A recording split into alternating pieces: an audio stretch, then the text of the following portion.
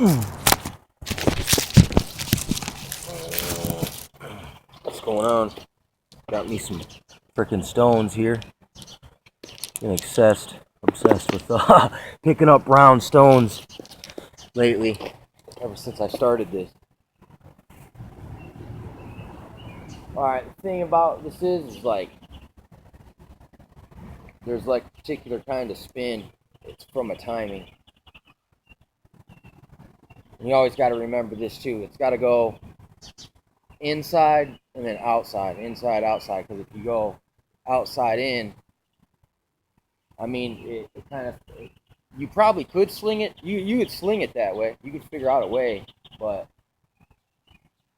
I don't know. That's like I know you can sling it like this too, but the timing's different. It's like, see, the let go and this little movement right here. It's really, I'm not twisting my fingers. I'm twisting this part of my arm and I'm going up and down like this with my fingers, basically. Same thing here. I'm just going back and forth, back. But from here, you know, you can go, here's a larger spin. Here's a smaller, tighter spin. This one arcs down on the left, lower. This one's got a little dip in it to the right. This is like a helicopter. And then you got these muscles right here, these muscle groups. See how my body's twisting? So all that does play into your shot, or can. There's a lot of different factors in this, but see, the thing about it is like just doing this right here, gaining the sensitivity and the timing and the muscle memory that I need to, it doesn't even matter if I totally suck. If I keep doing this, after a while, the muscle memory starts to develop, you know, through what it is your brain is operating a certain way. So there's certain pathways of electricity that fire up and they travel this course more frequent because it's used more. And basically when you use the right side of your body, it's actually operated off the left side of your brain. So when you take it up in the opposite hand and you start to try to develop a muscle memory and a sensitivity to the sling, because the slinging, it takes more finesse than it actually does take power. It takes like actually like a level of, you got to keep it under control, and then if your timing's off at all, it throws off your freaking shot. So it's a different kind of it's not a normal practice for everyone. So just learning how to do it with your dominant hand is hard enough. But with the opposite hand, it's really difficult, man, which makes it such a good exercise now that I find out. See, here's another thing. Ooh, dropping it off its course, moving it around a different spot, and then getting back to the sweet spot, sweet zone. And then always remember to practice twisting like this too while you're doing it. Even though it looks all stupid and over exaggerated, the motions, that's only because right now I'm practicing. In real technique, it never looks sloppy like that, but maybe when you do it, you exaggerate a little bit at first, just so you'll remember the muscle memory. It's kind of like when you do something very slow, as slow as you possibly can. It's kind of like there's a particular kind of a bench press that's called a negative. And that's where you lift up the weight and hold it there and release it backwards as slow as you can go. Ooh. Oh, there goes the rock. But hey, it was about 3 minutes of constant swinging. So yeah, just see, I can feel the burn too. It's going right down here. It's popping out in here. And then up here it's going down from here down into this area. See, that's the thing. Through massage therapy, you learn anatomy. And then when you add that on top of a martial arts, a sports science type of a thing, you'll recognize things like that. That the group of muscles, you can feel the line going down the body of what was being used. It's kind of like if you have a plateau, let's say you have a plateau of bench pressing, it's like plateau is where you can't go any higher, you kind of level out. See, what you got to do is you got to go work on the opposite muscles, which would be like the back. Then you'd have to pull up like this, something where you're pulling backwards instead of pushing out. And after you bring up the back muscles, then you can go back and you'll bust past your plateau. And how you would do that with this would be,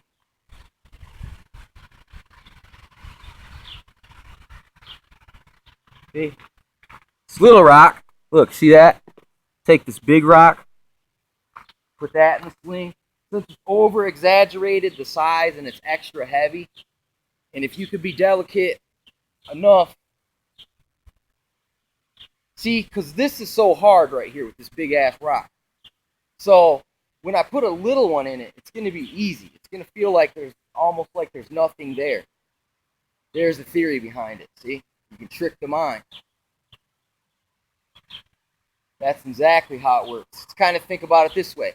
If you had 10-pound boots on and you went jogging up a mountain with a 50-pound backpack on, and then you got used to doing that, and then you took all that off, you would be like the Flash. Same theory, same principle. See, and being able to stall it, that's a skill too, especially in like in nunchucking, being able to stall the momentum from going at full rotational, because sometimes it can get whipty-doo-dah. Whipty-doos, man, get way out of control on you. Just gotta go inside out, inside out. See, and trust me, man, my left or my non-dominant hand is just as shitty as yours. But I've learned to try to up it, because just like I was saying about the opposite muscles, actually, what helps your other side bust past its plateau.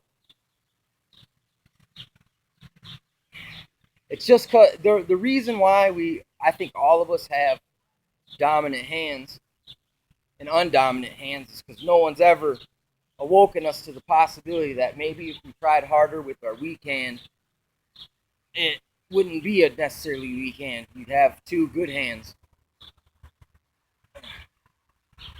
See, like I said, this is just building the muscle memory and getting a good little exercise. And here's the biggest thing, too. See how I'm talking to, and it's like moving around, thinking, but I'm also learning how to concentrate, because it takes a level of concentration because of this. Like what does it say in the Bagua? It says like, or Tai Chi and Bagua anyway. That martial theory. It says that continuous motion has a tendency to cause biomagnetic electric fields in a way. So you see, this is a constant motion right here. So you're learning how to do a constant motion. Whoa.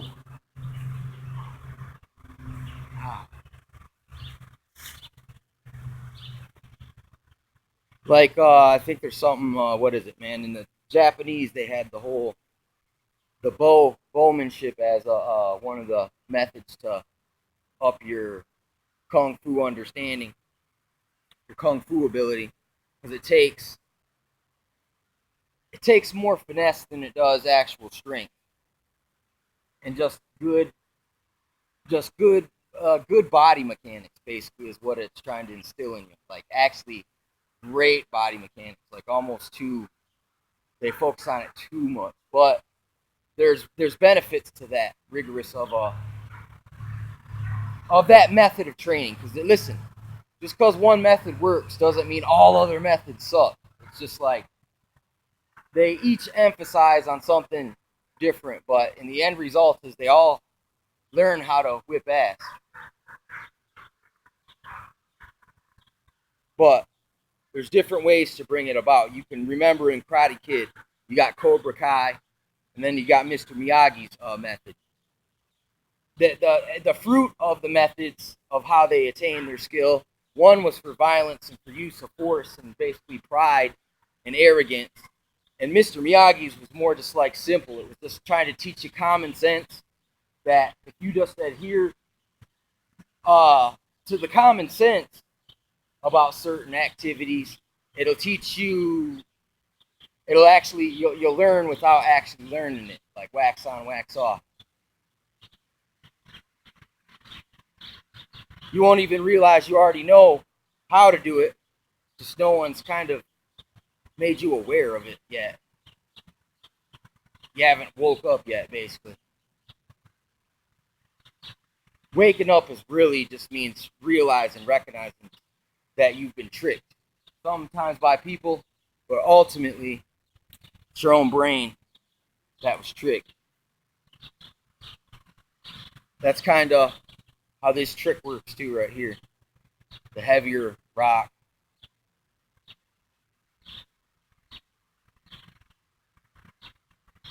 See, it's like what it is you're working towards like a more fluid and transitional ability. See, I'm changing planes right here. Whoa. Then going back.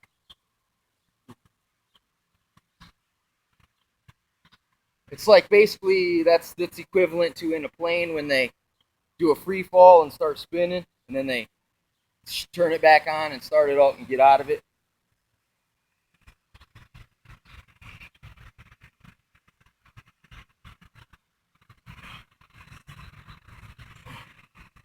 And at the same time, this is also teaching you the pathways where you can get continuous motion. Whoa. Pathways.